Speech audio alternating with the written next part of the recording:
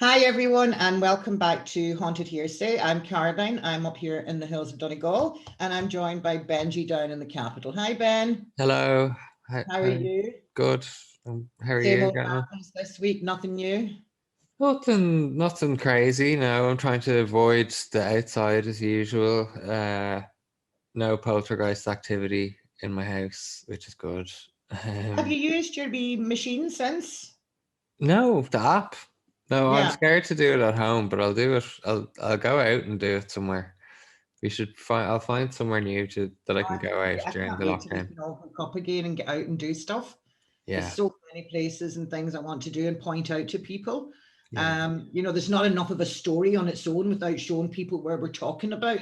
exactly. Yeah, So we've got an awful lot of that to look forward to. There's a couple of things I wanted to clear up from last Thursday.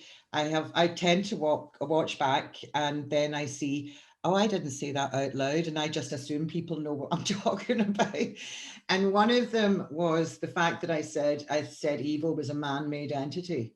One of the evils is a man-made entity. I didn't mean all evil is a man-made entity. What I believed is there are different levels of evil, and there is one that is very much man-made, and it's an entity it's from the energy that we put off or something. I don't know. I can't explain it, but yeah, I would say I just wanted to clarify that. yeah, I didn't want to take away from the fact that there are other evils in the world that we are beyond our comprehension, but we've maybe had a little experience in.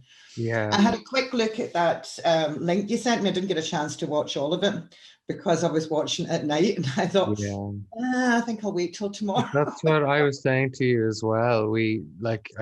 I got a bit not freaked out, but it was late at night. Yeah, freaked out, I suppose.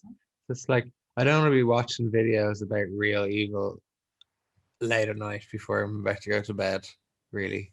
So See, I love a good horror film, but I yes. can only watch them when I know that Jamie's at home. Oh And yeah. that's not going to be for much longer because I mean he'll be moving Right. out again. He's Yeah. only been stuck at home because of COVID.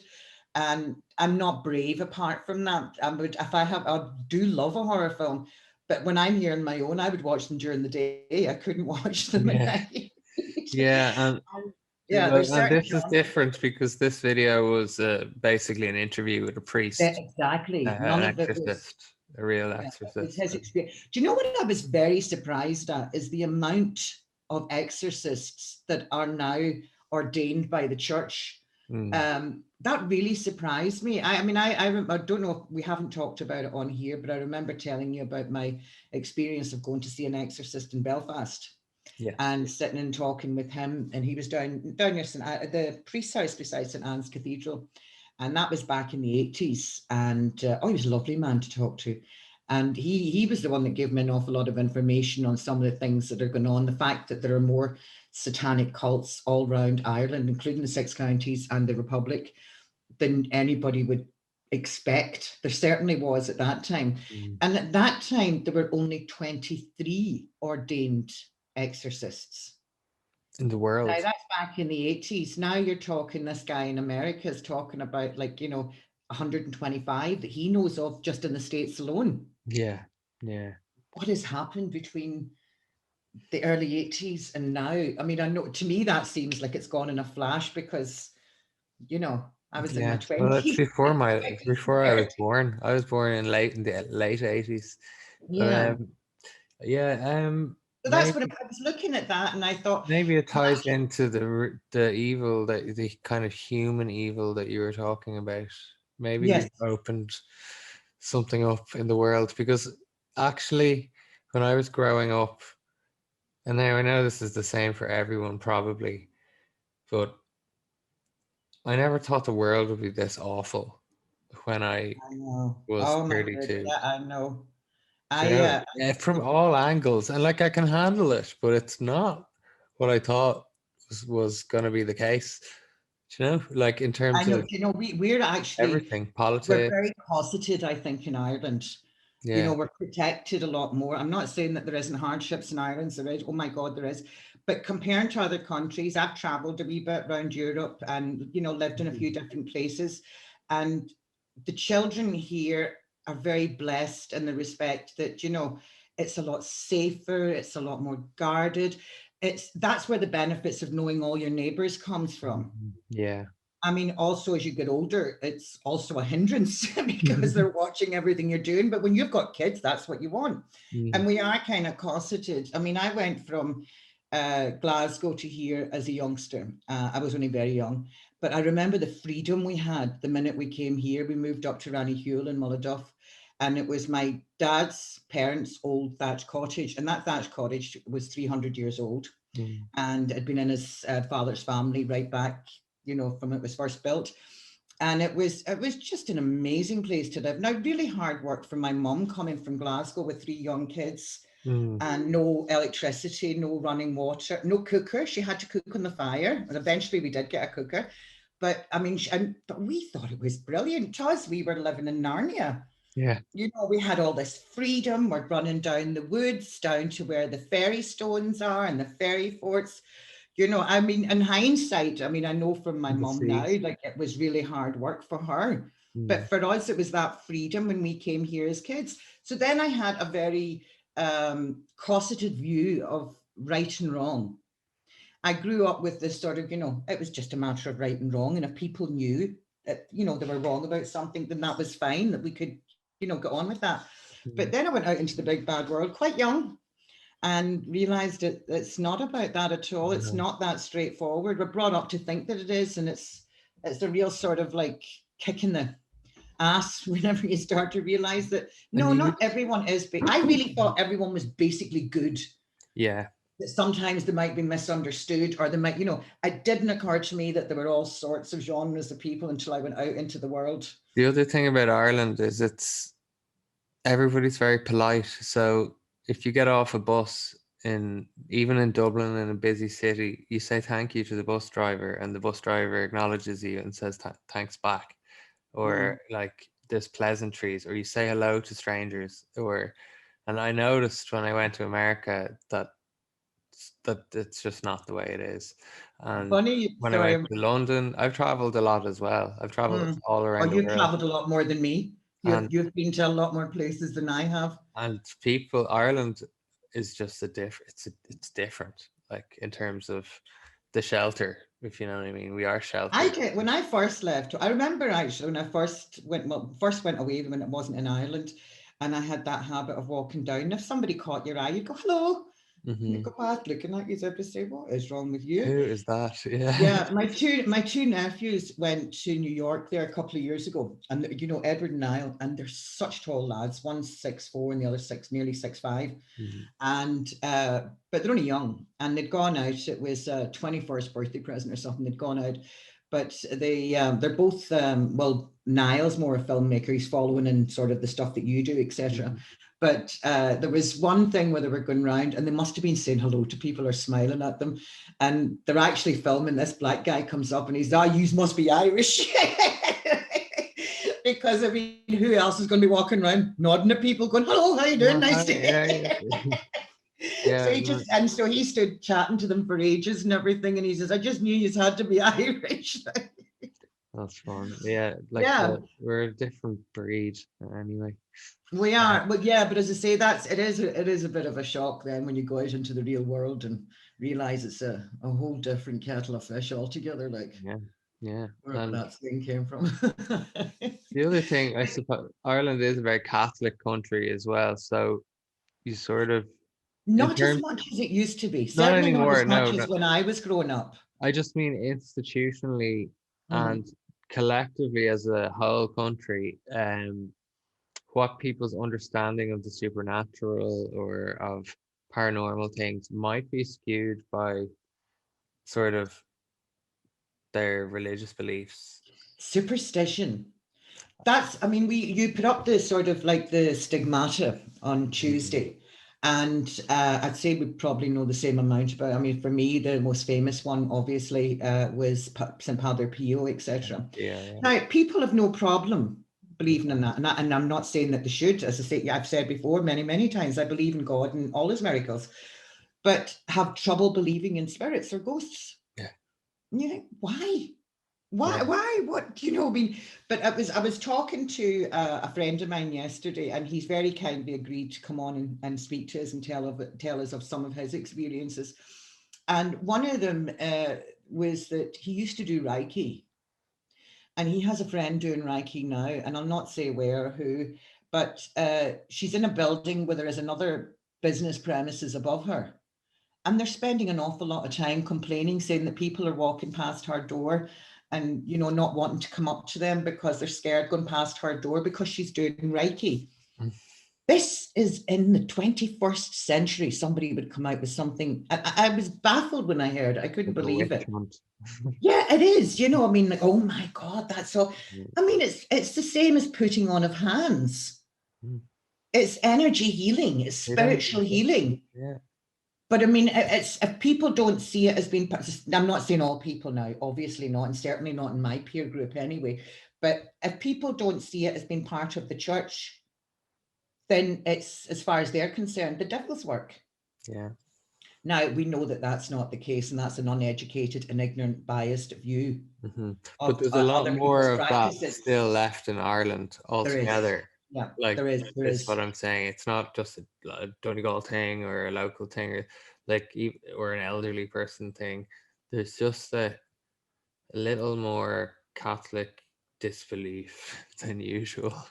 But you know, do you know what I love about this current Pope? And obviously, we all love John Paul, mostly, anyway, I'm not going to go into that. But what I I'm not like about Catholic, him is, by the way. pardon? Oh, I'm not religious anymore, by the way. I am, but You are, if yeah, it no. comes to being Catholic, I'm a very bad Catholic. Hmm. I'm, you know, I'm the antithesis, is that the correct pronunciation of what a good Yeah. Catholic should be? But I believe wholeheartedly in God, and I believe He's the person that will judge me. Mm. I don't need a man here judging me, but He'll judge me when the time comes. I have no problem with that. And as long as you know the difference between right and wrong, I think religion's a man-made thing. Mm. And how they've interpreted it doesn't mean, I mean, all we have to do is look at the Catholic Church and the corruption that was in it right up until this century. Not even the last century, but right up until this century. So it's nice to see, since sort of like even the early 80s, the change that started to come. Mm. And I think Pope Francis has made radical changes in the church by accepting fault and apologizing, things the church would never have done before. You know, the buck stops with me. So yeah, I'll say sorry. I think hats off to him. The fact that there are now in America in excess of 125 exorcists, where in the early 80s there was That's only 23 interesting. worldwide. I never thought of it in relation to Pope Francis, but it probably is, obviously. Oh, very much. Oh, absolutely. Like if it's ordained priest, then he has to give the go ahead for that. Yeah. You know, so I mean, that's an acceptance, and that's I think years ago, that's sort of like the good and evil. We'll tell you about the good part, and we want you to pay attention to that. And you all know evil is the devil. And that's it. We don't want you to interfere Yeah. with that. We don't want you to have anything to do with it. We don't want you to know anything about it. We just tell you it's bad, and that's it. Yeah. But the thing is, people were having experiences worldwide, things were happening. And now I love the fact that people are being educated. Let's face it, it wasn't the church that were educating them. People have educated themselves through multimedia and experience The in internet. in this century. But I love the fact that the church has come on board. Mm. And they're sort of like, yeah, we know that that's been going Well, on. And now we're kind of a lot more open to it and a lot more open about it. yeah. Yeah. You know, Well, so I'm glad they are open about it, because I don't think in this day and age you can get away with not being no, open. not at all. No, and you know something, they still have a long way to go to bring a lot of people back, but there's still a big improvement in what was when I was young, or even Yeah. what Yeah. was, you know, sort of in the 80s or That's 90s. There was very, you I know, think I don't even understand the full scope of what that was like. I just know anecdotally from my parents, from yeah. how like Christian Brothers schools were like, not just my parents, my boss, my Well, I mean, I'm everyone, talking as somebody everyone of that who generation, everyone of your generation saw the institution in Ireland, of every institution run by the church for whatever reason, yeah. and that was a negative thing. And that's gone now. So I mean, people are allowed. I think people are actually very respectful of Christianity. I think people are over actually over bashing like religion. It's But like do you know, the thing is, it's it's not because they've maybe PC. had a bad experience and they're actually, so they just lambast the whole lot, That's which is true, not but fair. it also the church hasn't been fully accountable for everything yet. Oh, So absolutely not. No, it's no, very no. raw in this country of Exactly. all But of the those point, abuses, and until they kind of totally come clean on everything, then which they're starting to do as well with Pope Francis. that's what they're Yeah. coming across. They're coming. There's still a long way to go before they get a lot of people back on board. But what you've got to remember, out of what there are 7 billion people in the world, Hmm. and almost half are Muslim, and Hmm. almost half are Christian. Yeah. So of say that the 2.5, 3 billion that are Catholic, 10% of those were truly evil, horrendous, horrible people that done terrible things to children and people all around the world. Hmm. Now, I mean, 10% of 2 or 3 billion is still about 30 million. Yeah. So you're still talking an awful lot. But unfortunately, all the other millions of really good, decent Catholics who have, Hmm. lived by the book, etc., Again, and have done nothing wrong, are all being tarnished with the one brush because of it. yeah, it's the institution, not the Oh, faith. yeah, exactly. Faith. But So, I do see a big improvement, certainly since I was young, and it still has a long way to go. And I love the fact that, we're not being forced into these things anymore, because it's not just, most, because that just turns people away. Most people yeah. are just, oh, do you know what, I'm atheist, I don't want to hear about them. All I ever hear is bad news about them. And see, Mhm. that's not been, I mean, we know obviously up here there were certain priests, and I knew them. One of them I made my first holy confession with, and he went to prison, and he was a terrible, awful man. Mhm. As far as I'm concerned, possessed by the devil, the things that he did. And I remember him dragging me out of the confessional box. I was only a wee girl and I was only here. And because I was speaking English, I hadn't done anything. I was speaking English. I Mhm. couldn't speak Gaelic. And I was there. My father was there with me. And I remember my father come up and took him by the arm and took him away. And anyway, that was the end of that. But I remember hearing all the stories. But you know that when that man went to jail, locals raised 30,000 punts, because a lot of them wouldn't accept that he had done anything wrong because he was a priest. It couldn't be true. Mhm.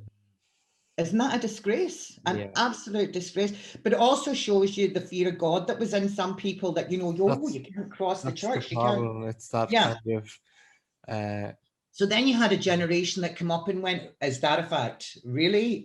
Well, but thank God that generation come up and were able to do that and to fight back.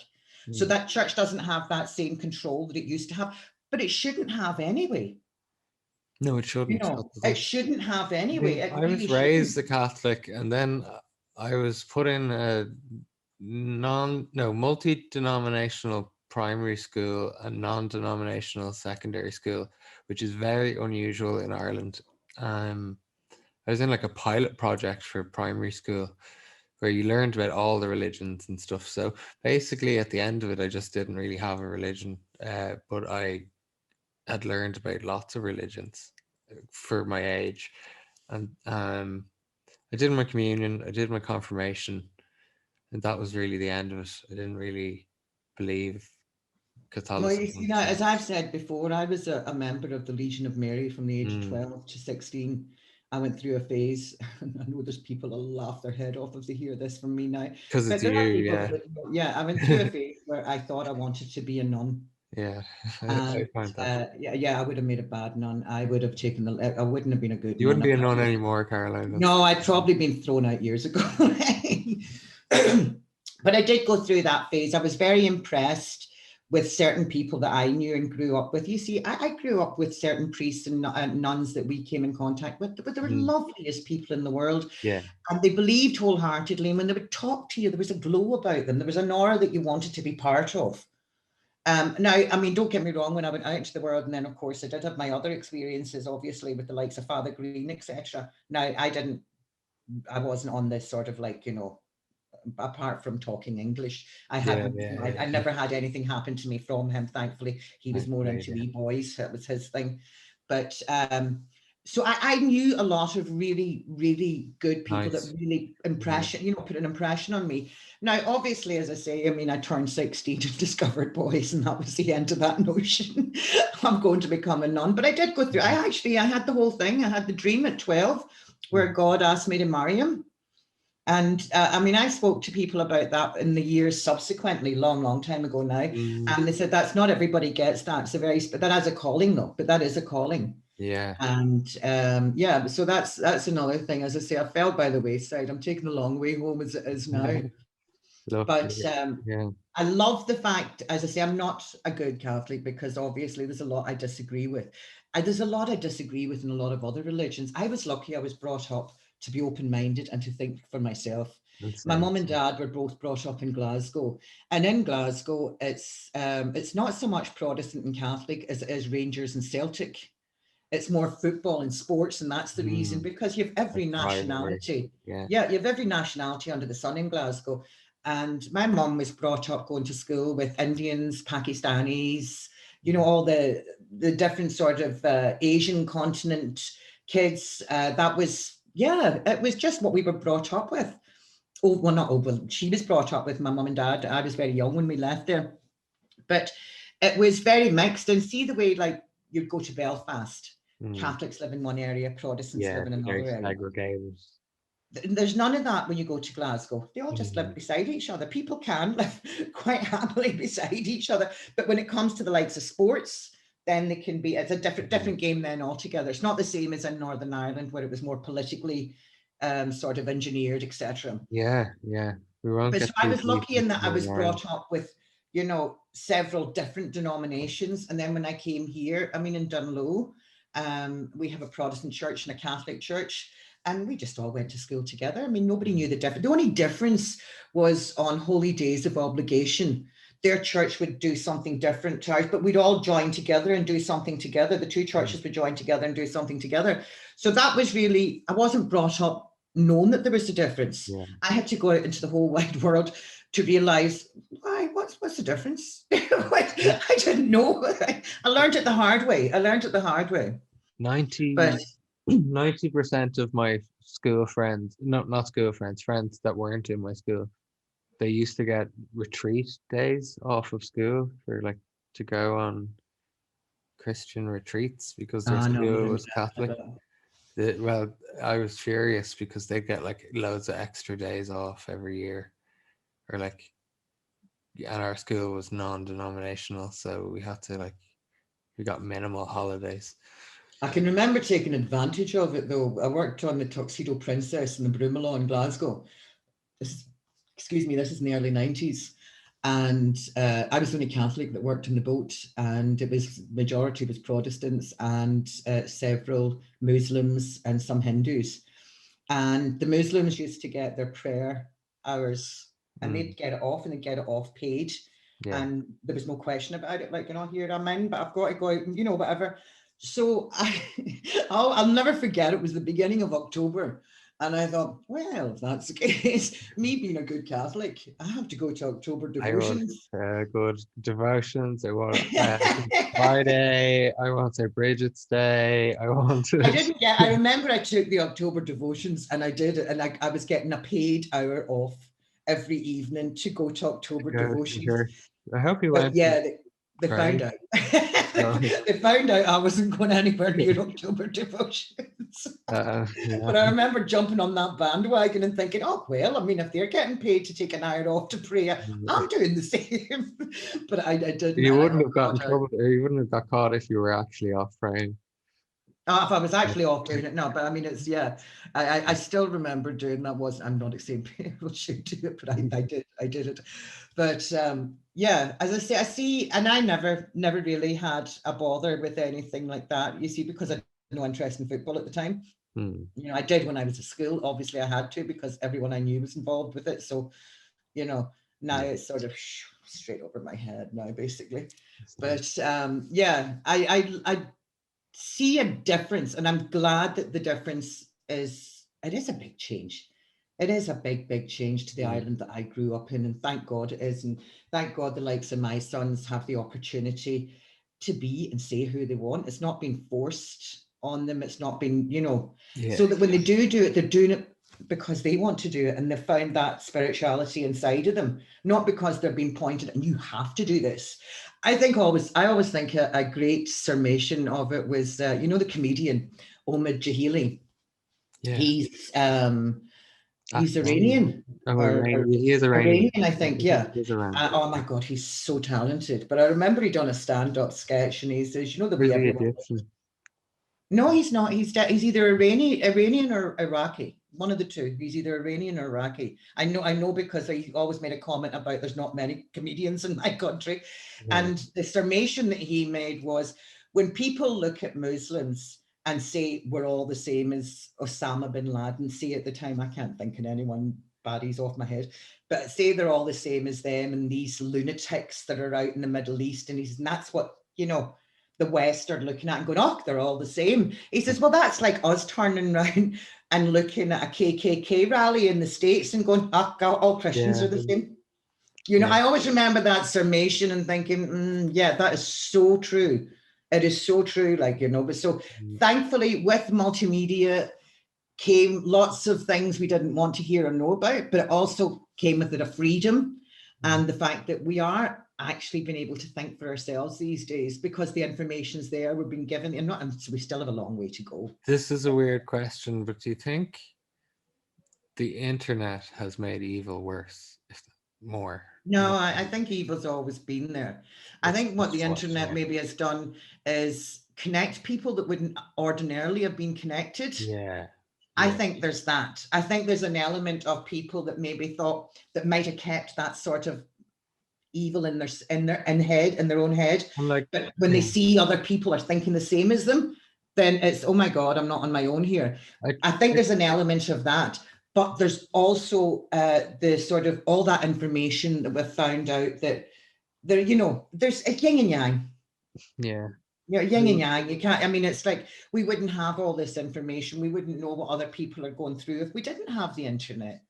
I've learned so much about, I mean, I say I've traveled quite a bit. I've traveled quite a bit around Europe. I've never been outside of Europe except Yeah. to go to the Canaries. That's it.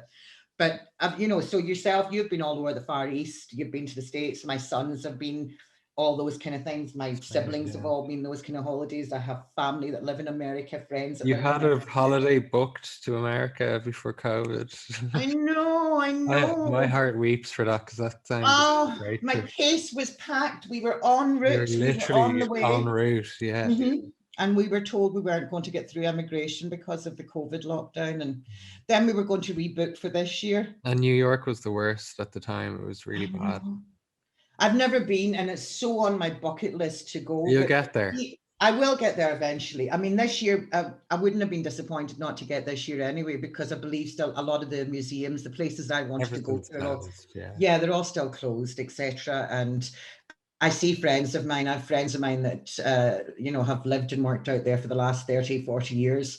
And they're sending, you know, people that work in Manhattan. I have a friend that works in the Chrysler building, and he's just going into work in the morning and half the shops are boarded up, Yeah. closed, you know, and it's such a sad, sorry sight because New York was such a buzzing metropolis.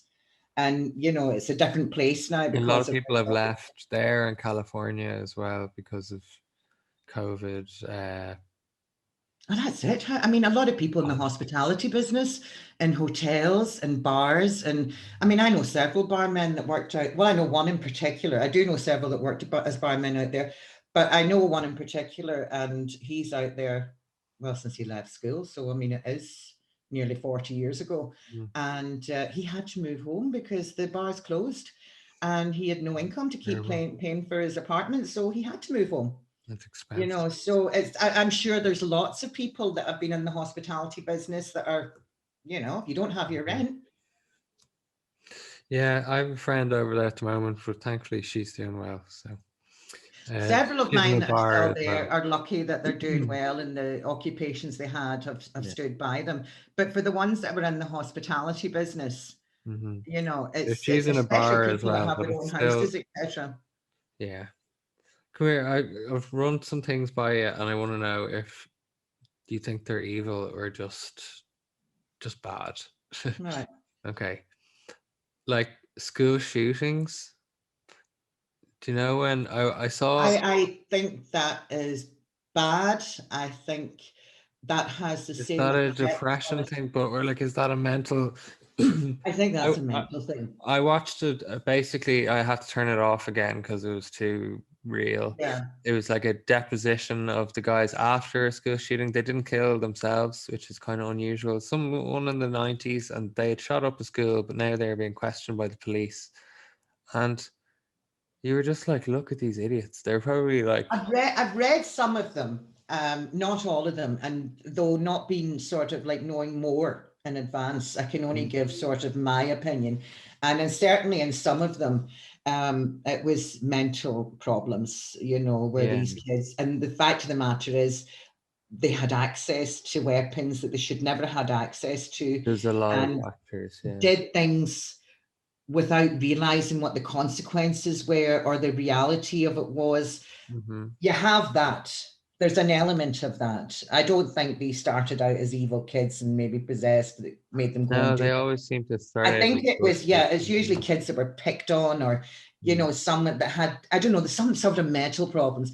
Having said that, you go in to the older groups of people, the people like Charles Manson and things like that. I believe he was 100% evil.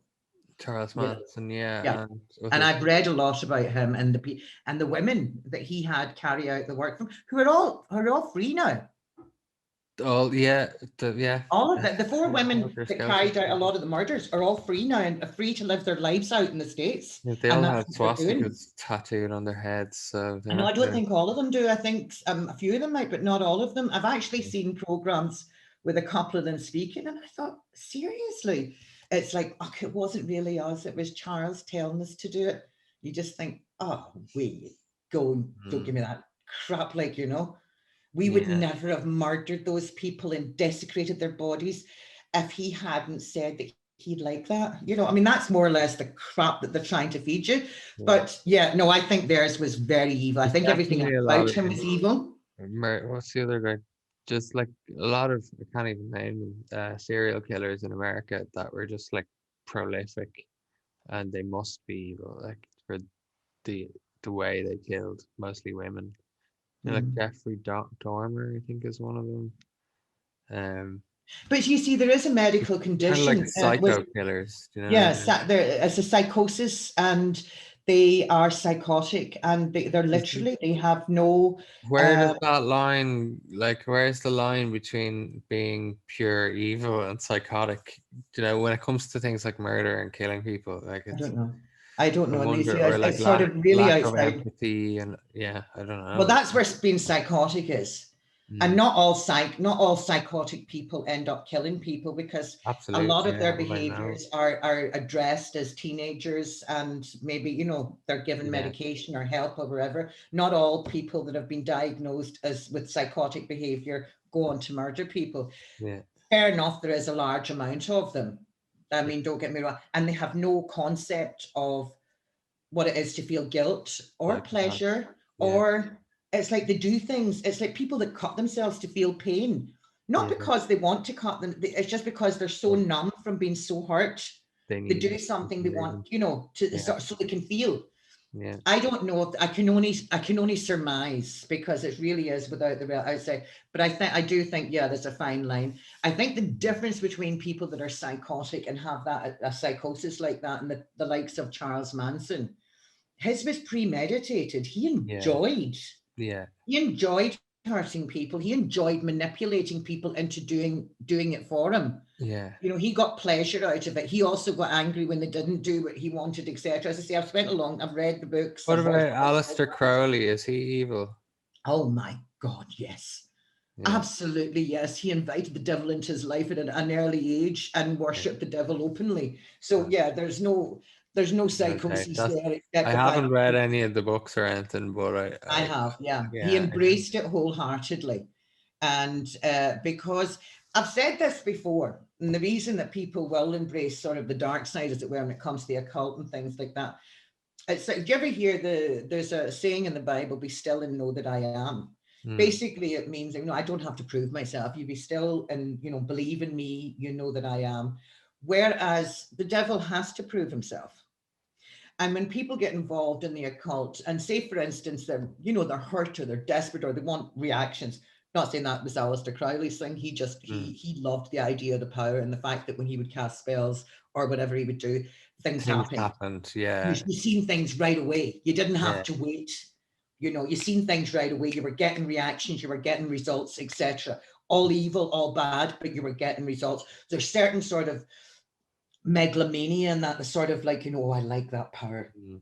But he sought that out. So no, I definitely think exactly evil and evilly and, influenced evilly. I don't even think maybe to begin with.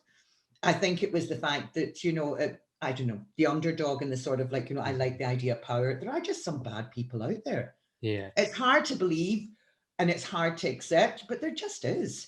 Now, some people it's conditioning because of how they're brought up or where they live, or if they're in a war zone, or if they're in a poor country, or, and maybe what they do is they fight to survive, and it's a, battle of the strongest, survival of the fittest, and whether it's in gangs in South American countries or whatever.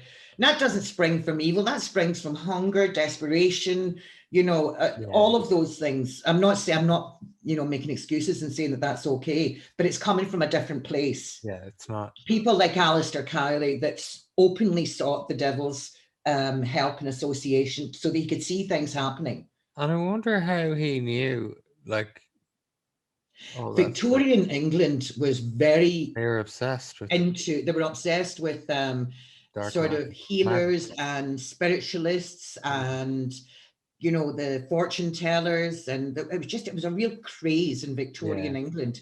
And the fact of the matter is that in Ouija boards now, and I mean the thing is when people were getting in touch with bad spirits, that things happened.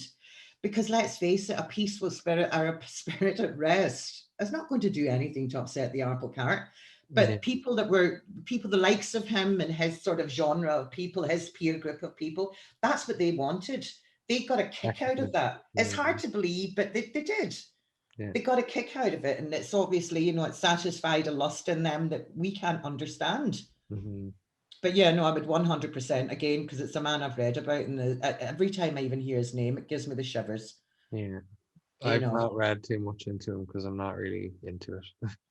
But no, but something, there's an old Chinese proverb, and it's know your friends, but know your enemies better. Yeah. And I don't know how to say it in Chinese, but that's what it is in English. No, that's the commonly, I heard that one a lot. It comes up. But that's an old Chinese proverb, and that's a major or general from the 15th century. I remember reading about him. I can't think of his name at the moment. And he had but that was actually his. He actually keep your friends close, but keep your enemies closer. And he came out with lots of very sort of Confucius style sayings that was it Confucius? No. Confucius style. Confucius was a lot earlier. This is a general, Chinese general, 15th century. I'd imagine it wouldn't be that hard to look him up. I just can't remember the name now, and it's been a long time since I've read anything about him. I went through a phase where I was very into sort of Oriental culture and history, just because of the way the parallel sort of like development in their nations and European nations, and how they were literally 2,000 years ahead of us when it came to medicine and weapons and, Yeah, I'd like to hear some Chinese ghost stories, but that'd be interesting. Yeah, and I've got another one for you. Have you ever had or experienced, or do you know anyone who has had sleep paralysis? I believe it's very common. I've never had it. Now, have you had visions associated with sleep? I went through a phase. Like a dark lady. Apparently there's this whole thing where people see this lady that comes in and she sits on your chest. It's a whole thing. I've seen a green lady, and that was in a flat that Kay used to have. Is that why you I remember I woke up and she was in the room. No, that's not. But the sleep paralysis, I had what do you call it? I had sleep nightmares. I had them for several years. I had a recurring dream for years, and the dream used to pick up from where it took off, where it finished off. It wasn't like always a repeat of the same. And it was where I would meet the devil on horseback. I was on horseback as well at a crossroads outside Dunlow. And But that's probably because that's where I was brought up at the time, and the only crossroads I was from. Well, it's not, but anyway. And this dream was always like, it would go from, you're here again type of thing. It was a horrible, horrible thing. It doesn't sound like an awful lot to it, but you don't Sound like want to a be in the great presence movie. of the devil in any form or fashion, even if it's in a dream. Yeah, But I exactly. remember whenever I first came in here, it got to the stage at one time in my 20s where I was terrified to close my eyes. The horrors that I was having was just awful. I Yeah. was terrified. But at the same time, I remember going to a doctor and him giving me medication. And after a couple of days, I sounded like I was sort of everything but dribbling. I looked like something out of One Flew Over the Cuckoo's Nest. And I thought, nope, don't want medication for it. So I'm going to have to find, which I did. I found alternative ways by writing things down and sort of like cleansing myself and getting rid of the demons, as it were. But I remember I was here, I think, about 2 years. And it started to come back again, and I was getting the night terrors again. And then I remember one night where I was just pinned down in my bed. The fact of the matter is, I knew it because I was struggling in my sleep to move, and I couldn't move. And then I woke up and I was completely pinned down. But like, the two sort of like star-shaped pinned down. I didn't even sleep like that. I slept in Yeah. my stomach. So I'm on my back, star-shaped pinned down. And it was probably just seconds before I was really able to get out of it, but it felt like half an hour. Yeah. And again, I remember, I thought, who did I did. Well, for me, it was always actually a solace to go and speak to the priest or something like that. I mean, I found things like that quite comforting. But again, I didn't want medication. So again, I just looked on, the best thing is to interpret your dreams. And, it's not happened since, but I have had incidents where I've woke up and there's been something black above me. And, but again, thank God, not for a long time, touch wood, not for a long time. I know just the reason why I ask is it's never happened to me, so I don't really know, but I came across a lot of people having the same experience, and it involves being pinned to the bed, but then they see this like black hag or female character come I didn't and see anything like sit that. on their chest, which I find terrifying. And They claim that that's what it is, but I never seen anything a like lot that. But of you see, people say the same thing, which is the freaky bit. I had a lot more involvement in, as you know, when I was younger, I was very interested in the occult as well as different religions, and had a lot more involvement. And these are some of the reasons that I just backed away from all of it, because I thought these are things that are outside my remit, as it were, and they're things that I didn't want, because when you open yourself to that, then you're opening yourself to inviting it in. And, I wasn't protecting myself properly. So that is one of the reasons why I backed away from an awful lot of it.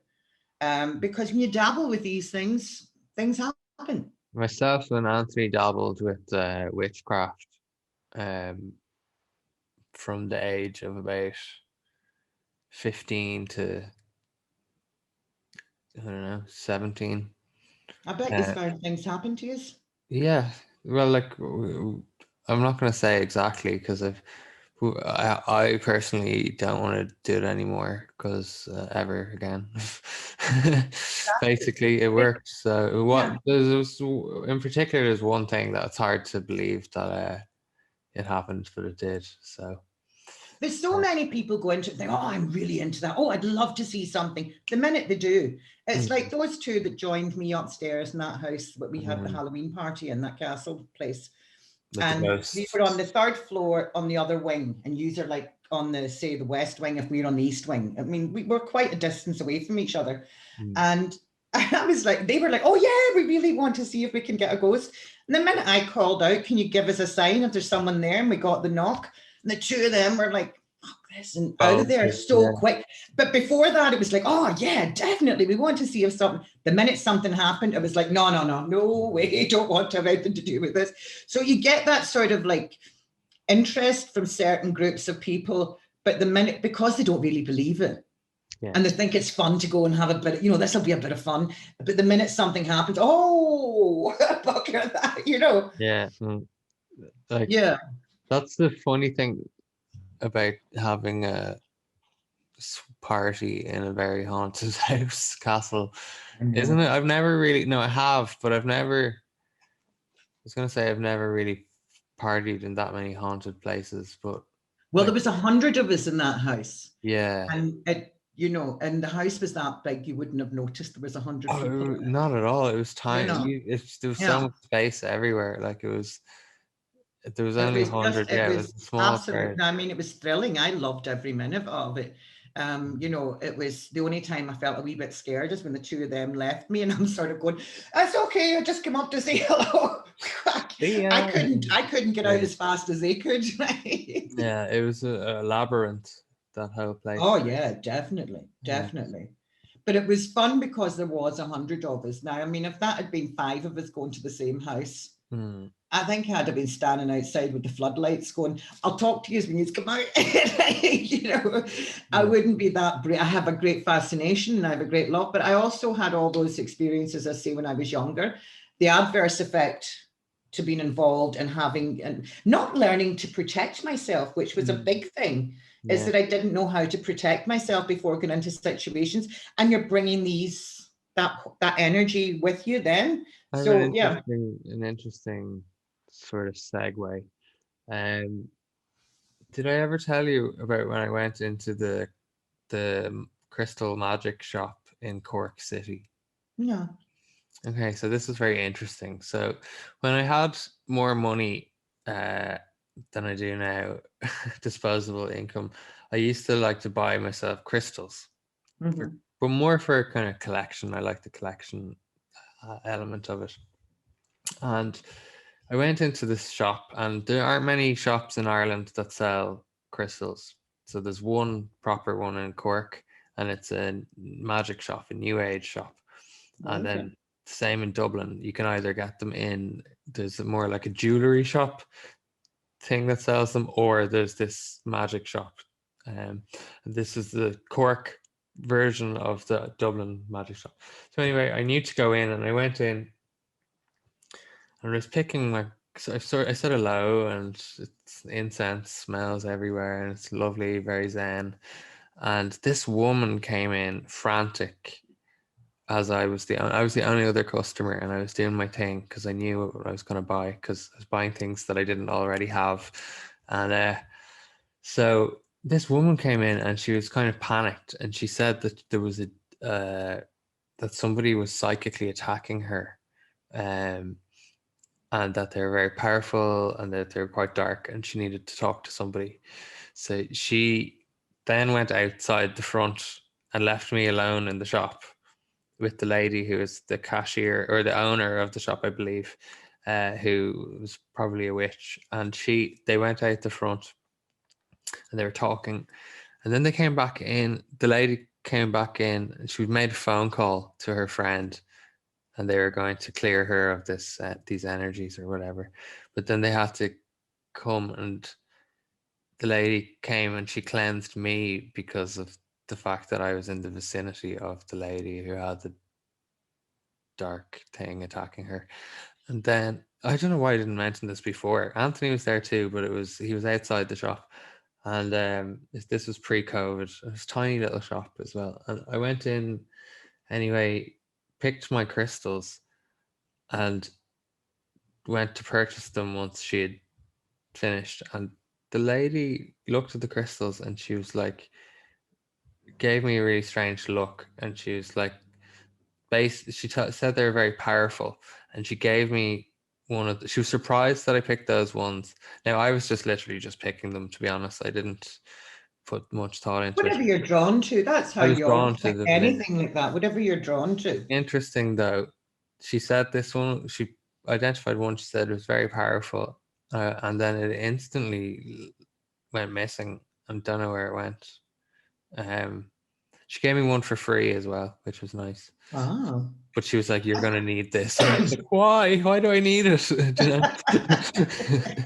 But anyway, yeah. Yeah, see, there's a not. I mean, I do believe in crystal therapy, and I did. I'm not as au fait with it now as I would have been when I was younger. I made a Yeah. point when I was younger of learning the different stones. I still have all the books. I Mm. have a lot of knowledge in here if I could only remember it. But I kind of drifted away from it. You know yourself, I have crystals all over my house, Mm. because I do believe in the energy of crystals. Yeah, same. I don't know if I'd give them the credence that other people might give I them. totally agree. I'd be on the exact Yeah, same level as there's you. there's quite a lot of this new age nonsense. I'm happy. I believe in their power and their energy, Yeah. and I've seen cool things like with physics and quartz, for instance. But and I'm fascinated by their geology because they're all totally different and they all come from the earth Crystal therapy and their is over energy. 5,000 years old. Yeah, like, and there's a lot of just fascinating. It's just fascinating. But a friend of mine is very tuned in to energies, and she has a hard time with crystals. Some, 'cause she says they're too powerful. She had a whole incident in which she wasn't always like that, and all of a sudden, like loads of Mhm. bad things happened, and then she was all energies. It's not just crystals. It's like she can't go into people, like space with loads of people and stuff Well, like. there are lots of people that I'll give about, I give a bit of a wide berth to. But when it comes to the likes of crystals, for anybody to use crystals properly, the first thing you do is cleanse them. Mm, Let them, and to cleanse them, it's always under running water, ideally in a stream. But we have running water out of a tap now, so mm. you're still, as long as it's running water, and you let them Or dry Epsom naturally. salt water or salt water, I believe. You can let them. Well, I've always done it in a spring water. Mm, I've always done it in a spring water. Anyway, that's just me. That's my. But you don't let anyone else touch your crystals. So mm. any energy coming off your crystals should really be your own. But yeah, you cleanse it So first. maybe And she then, was fighting her own. but it's not just so. Maybe The reason why I was saying crystals is actually she gave me a warning because I had too many crystals in my house. no, I don't believe that. No, I I've did. seen all your crystals, and no, I think the fact that you Well, I take had great more than care. that, Caroline. I got rid Yeah, of but I also it's hundreds. how you. I think it's how you treat them and how you approach it. I Yeah. think that you've taken All the great big care. ones are cleansed. All some of the small ones, I wouldn't even call them crystals. They're more minerals, to be honest. There's no crystal or mineral or agate that's going to be put beside you unless it's cursed. Yeah. It's going to bring you bad luck. I don't think I showed you the things that I have that I don't think any of them are cursed, but No, I don't. There do was you one remember thing my I got. Oh, was that medal? that's what I was saying. It's still out on display. Actually, tell us about that. So you were up in my house, and I hadn't shown you my collection of war medals that I have. Mm. Some came from Vietnam, and they were dug out of the dirt by um, beggars, basically, and the beggars sell the medals. So I bought a rifle and medic and um, Well, the one I was drawn to that I felt there was a really bad vibe of. I'm pretty sure that was either Polish or German, was it? yeah. So Or there was Russian maybe, or they something. It were was one with a Polish. double-headed Russian Yes, maybe. they're Polish, and one I have is from Soviet times, one is from World War II, and one was from World War One. And the one that you said that I should take out of the box and put on the mantle with the other stuff is Yeah. from World War One. I felt that this, and it was overwhelming because it wasn't just what was that? It was like, oh my God, okay, fair enough. It was a case of, I'm not getting the respect and death that I should have got. And, it was all this sort of, I should be remembered. It was along those lines, Mm, yeah, but, being tucked away in a corner because of the medals he was in along with. yeah. It was like the energy he was in along with, he shouldn't have been with them. And, he Okay. was obviously an officer. And It it was, it was, was foot soldier infantry. was that it? Oh, but Yeah. that's it. Whatever it was he done, he was very proud of it and thought he should be remembered. And he didn't like the people or the energies he was in along with. And it was Mm. really quite overwhelming because I think for a full hour solid, it was just boom, boom, boom. And I was like, you really should take that out. I Yeah. have to say it to you. I think you really need to take this one out. He was in there with a couple of Americans, a Viet Cong. Maybe that was it. I don't Yeah. know. But I What else remember was it was like it was, and do you remember it was really hot to touch as well? It wasn't this sort Mm. of like freeze cold, but it was I it was also have just a dog overwhelming. tag that I'd like to try and get back to somebody that might. should have it, not me. Because I feel weird about having somebody's dog tag. Yeah, that was what they were supposed to take to identify the bodies and things like that. I had an uncle who done 3 tours in Vietnam. He was a ranger, an officer in the Rangers. In fact, that's quite an elite group of people in the American Army. And some of the stories that my Auntie Margaret then, told when she came home after he died, it's horrendous. Did he die in Horrendous. Vietnam? No. He Oh, died of natural causes 6 months after the Vietnam War ended. okay. That's what we That's were not told. good. I don't know what really happened to the man. I mean, Yeah. who dies of natural causes at the age of 42? But he had done 3 tours of Vietnam. He'd been in Korea before that. He was in Germany at the end of the Second World War in the 50s, whenever the American army were still there and they were kind of starting to rebuild Germany. So that was his first tours. So I think Korea and Vietnam left him really scarred. I think him and a lot of other people left him really scarred. He went in with the medical teams. And I remember hearing this story, and this is not the sort of thing you would hear in the news, but I remember hearing it via my Auntie Margaret. And he went in with the medical teams, and the Rangers would escort the medical teams through the villages up into the mountains where the Americans had decided to inoculate the villagers as they went along. Right. Never asked them, never, just we're going to inoculate you. So they would go into a village as they were going up, and they would get all the old men, women, and children out into the village, and they would inoculate them, and they would go on to the next village, etc. Well, the Viet Cong would come in behind them and tell them What were they inoculating them with? Sorry. I don't know. God knows. God knows what they were not. Maybe it was maybe they were experimenting inoculations on them, or I don't know. But they were inoculating them anyway. What I really don't know. And but the Viet Cong would come in behind them and say the Americans have just poisoned you, and would cut off all their arms. And so that they do this in villages the whole way up into the mountains. And as they came back down, every village would be empty with a pile of arms in the middle of the village. And even knowing that was still going to happen, they'd still do it. So no, not that he did it. Get rid of all he was with medals. medical teams that did this. That's the sort of thing that didn't make the news. Why they were inoculated, I don't know. Maybe they were experimenting on the people to see, we'll try it on them first. And if it works on them, we'll use it. I don't know, because they did an awful lot of experiments on their own soldiers out there as well. Yeah, I've heard all sorts of shit about it. Do you think my medals do you think I should get rid of them somehow? I don't know. I can't say. I know that medal, he didn't like being in that box. I don't know. I think his energy was strong enough to be heard. I don't know that I would want them in my house. I mean, I didn't find any. I mean, but you know yourself. They're my most cursed items. I don't have anything else. Yeah. Bad. I really can't say it's really a personal thing with you. I wouldn't want something they that would be all that definitely belong to different dead people. That's my problem. I have a box of things that are personal belongings to like 8 different dead people that I don't even know. That's bodies that were looted.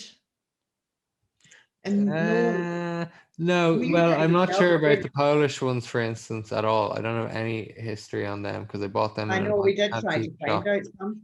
But I know the Vietnamese ones, they're dug out of the dirt in 2000 and whatever. Do you know what I mean?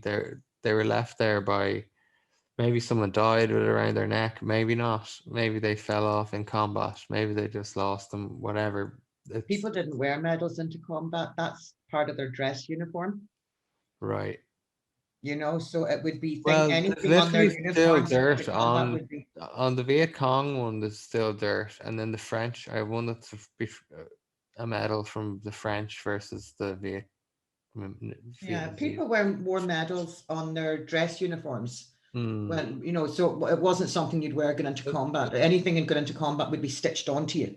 Yeah, but I have a rifle one, and then I have the medic one. So I don't know where they would. I don't know. I mean, I came into possession of a couple. They're damaged and rusty, and they're definitely they're not counterfeits from my. No, I know. I seen them, and definitely they all had something. I don't know. I mean, if you're happy enough with them, that's fine. It wouldn't be my. I don't know if I am. Yeah. See, but for me now, I had 2 objects, and I'll tell you again what they were. I'm not going to go into now. I had 2 objects when I first moved in here, and everything about them I just seemed to have a wee run of bad luck. Mm. And everything about it was screaming these. So the land was getting dug up down at the bottom of my field there. And I put them in a velvet bag and put holy water on them, and I buried them down there. And that's where they're buried if anyone ever comes on them in the future. Mm. And it's a bracelet, and it's a stone in the shape of a heart. And but there was just everything about them was just bad juju. Yeah. And that was the only way I could get. I just blessed them and I buried them. Yeah. That's So interesting. I don't know. That's how I would feel. It was like the time my brother went to Hawaii with his wife, and I didn't know that. I didn't know the story about the lava rock, and I was like, "Oh, bring me back some, sort of volcanic rock." And he did. He brought me back 2 bits, and the first thing he said to me was, "You're not supposed to take that off the island. It's really bad luck. You get." I was like, "What did you give it to me for?" Hold on 1 second. I need to show you something, and I need to ask you something about Right. that. Okay. Go ahead.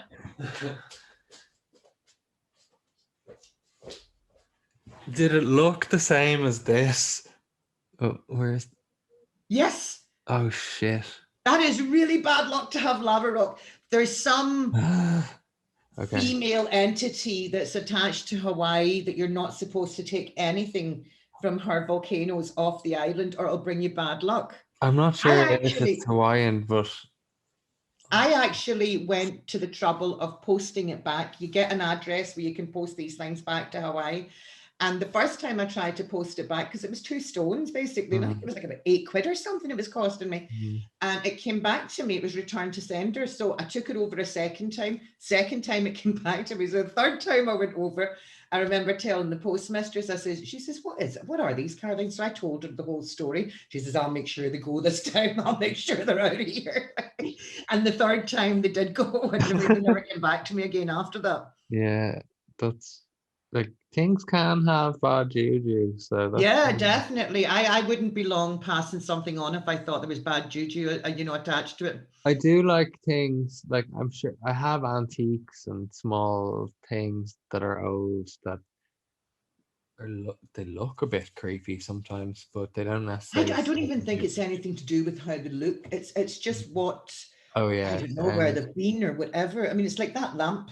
Do you remember the one I got from my sister from London? That lamp was definitely haunted. That was definitely haunted, and I gave it to a charity shop. So some poor soul, it's probably been haunted by this now. But and it was a beautiful lamp. But I thought, I didn't care how it looked. I didn't want it in the house anymore. Now that you say haunted lamp, there's a big lamp on Rutland Island in the house that in my parents' holiday home, and this lamp belonged to my grandparents. It's big, it's creepy, and I think it's haunted as well. But my mum loves getting rid of stuff. She'd rather like the place look new, which there's going to be some balance when they renovate. But that lamp is to go, and I'm insisting that they don't throw it out, because this is beautiful ceramic antique lamp. I'm not letting them get rid of it. I didn't see how does that work. I'm gonna take it home and stuff, but I'm terrified that it's haunted. Well, try cleansing it first before you brought it into the house. I mean, when I had that lamp, I really didn't know much about cleansing or protecting myself. These are things that I've learned much later in life, but not things that I was aware of or knew to do when I was younger. So as a result, I ended up with night terrors or sleep paralysis, or I must do the demonstration or find that video of how to cleanse an energy out of a room with Epsom salts and fire. It's a bit heavy duty. It's basically, it's a DIY solution. Let's say if you thought you had a bad spirit and sage isn't working, Well, I would never use sage on its own. I think holy water is one of the most powerful things we have for cleansing. It's kind of hard to come by in Dublin, really, unless you go into a chapel and fill up your holy water. All fonts in the chapels are all blessed. That's holy water. So you go in with your bottle into a font and just fill it up, and that's your holy water. It doesn't have to be from Lourdes. It doesn't have to be from Medjugorje. Don't get me wrong; they're much stronger and have something in them. There was a bottle of Lourdes water knocking around at one point, that my parents had. And then Helen also has a collection of different holy waters. So she has Lourdes water, St. Bridget's well water, like some other holy waters that she's come across, and she's bottled them and collected them. There's a holy well. There's a few holy wells up in Mulliduff, so the next time you're up, we'll get some water up there. Is there Kerrytown Now holy the water as well? Lourdes water. I mean, the amount of miracles that have happened from people going into the water in Lourdes, it's been Yeah, documented so many times over the years. But they have done extensive tests, yeah. and there are healing properties in that water. Just in the water itself. Just in the water itself, whether it's the fact that it comes down from old volcanoes or whatever, I don't know. But there are healing properties. But I think there's definitely a strength in holy water, no Mm. matter what nationality or Well, the denomination priests you are. use it against the in exorcisms and stuff. If So I go around and I sage everywhere, I also remember to bless my back door and my front door. That's always yeah, an doors important and thing to do windows as and well. entrances are very important. Well, so Yeah. this was taught to me by my friend who was having issues with energies, and it's basically Epsom salts. You can buy it in any pharmacy, bath salts, and you need pure alcohol, or I'm sure just high proof alcohol would work, and you get a heat proof tray, and you have sage or whatever herbs that you want to use, cleansing herbs, I mean, and you basically set the salt on fire in each corner of, like, you go to one corner of the room. There you go. You got your wood as well, your Palo Santo wood. Um, you go to the corner of the room and you basically put a bit of alcohol in your salt and you light it. You can even feel you can actually, when it Energy. lights, you can just feel the energy just dissipate. It's Mhm. like, it is like a total cleanse. And you do that 4 times or whatever in each corner of the room, and that's obviously your intentions and your sort of, Pure alcohol would be quite hard. I'd imagine you have to go to a chemist or something like that to yes, get that. you probably have to get both of those things in the chemist, but I got it pretty easily. It's about €6 for a big tub of Epsom salts, but I use that Epsom in the salts, bath. yeah. Yeah, they're just, I mean, oh my God, if you've any aches or pains, Mm, that's always my first protocol is an Epsom salts bath. I mean, we know that it works, it draws yeah. out antioxidants from your body. So, I mean, we know that it is sort of does have healing properties Hmm.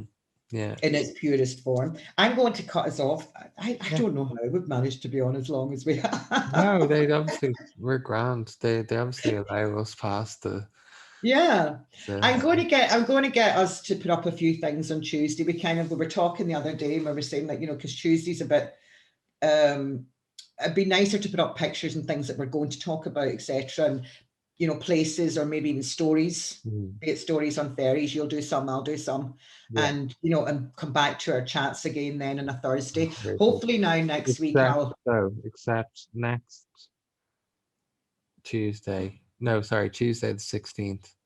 that's a week Tuesday. Yeah, we're having a special international guest. We are, yes, that's right.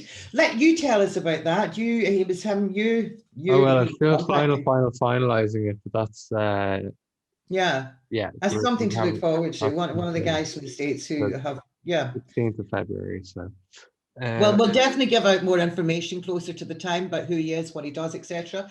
But on a local note, I have a friend who has agreed to come on and chat with it about his experiences to do with hauntings in his house mhm. and his practices in Reiki Yeah, so that's next week. next Thursday. Well, Perfect. I haven't confirmed that with him, so that's why I'm not saying his name. I Right. want to confirm it with him first. I've Perfect. told you before, and I've explained this. My peer group of friends, You're we are shy. dinosaurs when it comes to tech. I'm very lucky because I have you explaining everything to me, and when I don't understand you, I've got Jamie in the background coming in to show me. But yeah, my peer group, we can turn on a computer, we can send an email, we can do Mm. all that sort of stuff. Zoom meetings, we're all just getting the hang of these now. So yeah, Right. hopefully I'll have them sorted out for next Thursday. And yeah, because his stories are really interesting I'm and looking they're forward proper to ghost stories, like where he had to get the priest in, etc.